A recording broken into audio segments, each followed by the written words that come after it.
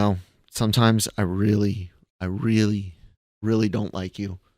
Like when you're digging claws into my flesh. It's not cool. Oh, anyways, got a couple of Crunchyroll stories to talk about today. I'm not sure if what I've got to say is going to be spicy or not to you all, but let's get into it. Hello, everybody. Welcome back to the daily cup of genre. Damn cats here on the Genreverse YouTube channel and Genreverse podcast network, available on all of your favorite podcast apps. If you haven't subscribed here on the YouTube channel, please do take a quick second and hit that subscribe button, because we got a lot of great content for you guys covering anything and everything in entertainment, geek, pop culture, anime reactions, trailer reactions, reviews for movies, Star Wars, general entertainment news, you name it. We have it all under one roof. If it's not a reaction video, all of that content goes up on your favorite podcast apps. Like I said at the intro, I need to change my intro up, I guess. And of course, we have merch. You can support the Genreverse individual podcasts, sport our cute anime girl for our anime content, IMA on shirts, sweaters, mugs, notepads, all the things that Redbubble allows you to do things on. And of course, LRM Online. Now I can hit the super dark mode. LRMonline.com every day for all entertainment news, needs, opinions, celebrity interviews from the LRM YouTube channel, and more. I'm Kyle. I don't know if I said that. I've been doing this show for so long. I just assume if you're watching, you know who I am. But I'm Kyle, producer for all the shows here, and the multimedia manager for LRM and the Genreverse. I have no idea why I'm doing a more business-like introduction, and I'm avoiding the camera. I'm looking everywhere else but the camera. Sorry about that, guys. As I continue to do it, I like to start every show by going a little over what LRMonline.com has going on the front page. Monday was a bit of a slow news day. You can see my daily COG from yesterday, which went up relatively early, and not much afterwards. But I do want to talk about something that hit later yesterday, which was that there's going to be some good Kangs in the Kang Dynasty Avengers movie. Cam Clark wrote this up for you. Be sure to check it out. It makes sense. Kang had good forms in the comic books, so you would expect to see some good Kang in the good Kang. You expect to see some good guy Kangs in an adaptation of that character, right? Even the man at the end of time, or whatever it was, in Loki season 1 wasn't necessarily evil, you know. But this came from the Cosmic Circus, Alex P over there. Can't confirm that there will be an Iron Lad variant in the future, mainly because it would be irresponsible. However, what I can tell you here and now is that just as there are evil Kang variants in the multiverse, there are also those who are truly good and benevolent. So when he says irresponsible, is that my source would be outed then?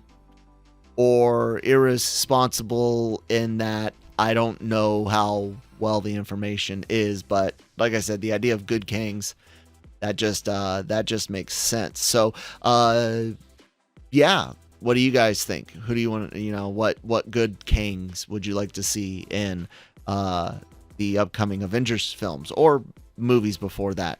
Not like phase 4, 5, or 6 are actually gonna connect. Anyways, let's talk some Crunchyroll. So they've been in the news recently, not for something good, and that is a lawsuit, a class action lawsuit that was settled, where the total amount hasn't been disclosed that I can see yet. And people in the US who had their data allegedly sold or given away to other companies. Crunchyroll allegedly gave information, personally identifiable information, reading and everything at the same time can really mess with me, to groups like Facebook and others. Sony has denied the claims, Sony being the parent company over Crunchyroll and Sony Pictures specifically, deny it, but have settled to, quote, avoid the uncertainties and expenses associated with continuing the case, end quote. And it must be said that a settlement is not an admission of guilt. When you are talking about millionaires, billionaires, billion-dollar companies, there are times and things where fighting something might be more expensive than settling. I'm not saying that's what's going on here. I'm saying that legally, this is not an admission of guilt. However, I hope people have stuck with me and said, oh, you're shilling for Crunchyroll, they're so evil. That being said, it would not surprise me at all if this were true. Between leaks and trying to ride thin lines for what you can do with people's data, lots of companies have given away your data, including Sony themselves. Like I said, whether through lax security or, really good hackers, sure, leaks and hacks, or through other means where they're selling information with or without your knowledge. And you'd be surprised how much information you give away knowingly, like you clicked yes so you could do something, right? That happens, and so something like this would not be surprising. That being said, I use Crunchyroll. This house does. We use it for a lot of viewing of the anime we react to. And I personally will continue to still use Crunchyroll. I do not begrudge anyone who doesn't. I mentioned Sony. I was part of one or if not two of their hacks as well. And I don't mean part of it as did it, part of the victims, if you will. And other aspects, I mean, the Office of Personnel Management, government leaked my stuff. Everything I've ever had in some way at one point or another seems to have been leaked by some government or private company or organization. So I'm personally going to continue to use it, because if I held myself to a standard of anyone that does this, and again, this is still alleged, a settlement is not a admission of guilt. If I were to stand, on some sort of principle of cutting off ties, business ties, financial ties, whatever, to companies that violated my privacy, I would be very lonely in a room with very few electronics. Apple iCloud hacks anyone. And I don't use Apple products, but I'm saying, like, that's how far invasion of privacy and lax security can get. But if you decide, hey, this seems, too much for me, I'm backing off Crunchyroll, that's your prerogative. I wouldn't say anyone should start flying a Jolly Roger on this, because, it takes money to make content, and if you want content, the people making said content or making it available have to make some money to, make it available. So I'm not going to sit there and support that.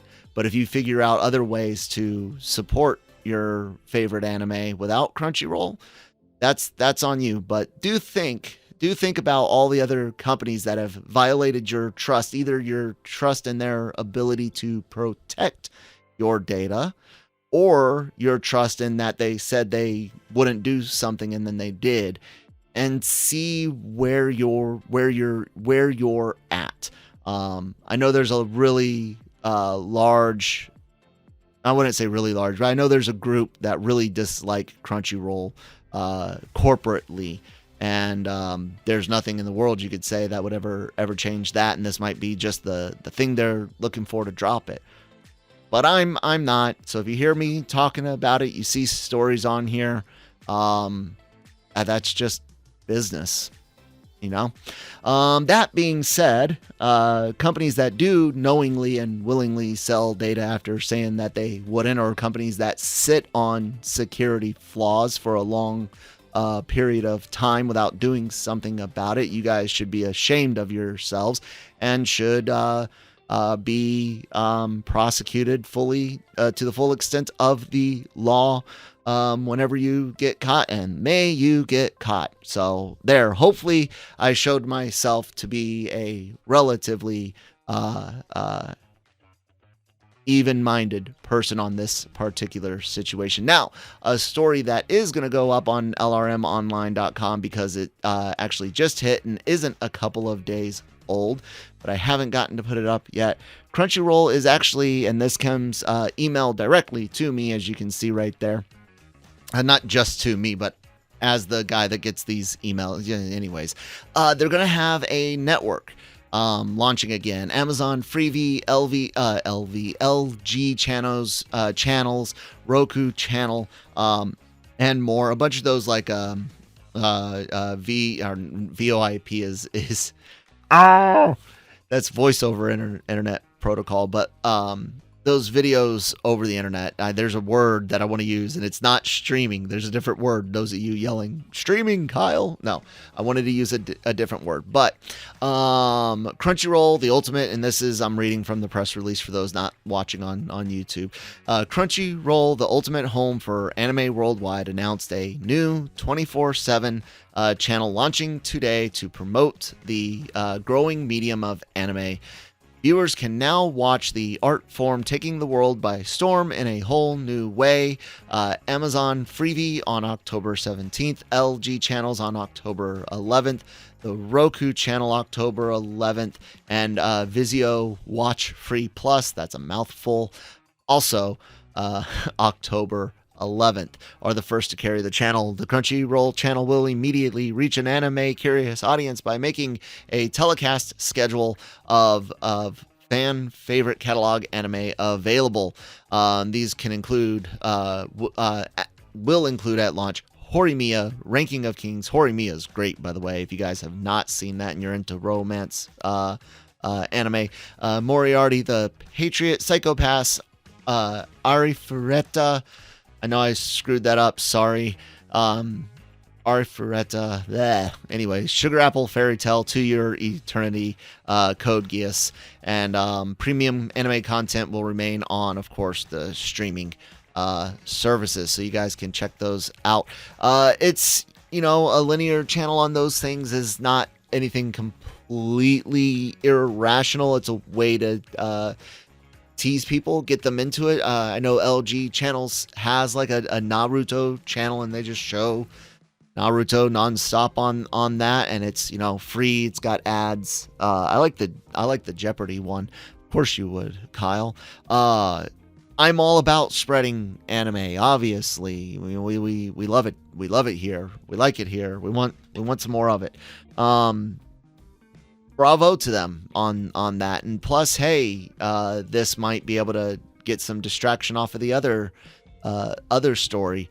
It's a good way to introduce people to different series. You've got a rough thing that you got to deal with when it comes to licensing, and not everything's going to be able to go up on this. But I don't know. In 2023, I find myself not nostalgic so much for particular content, although I did play StarCraft yesterday on live stream. That was fun here on the Genreverse, so check out the live tab after you finish this.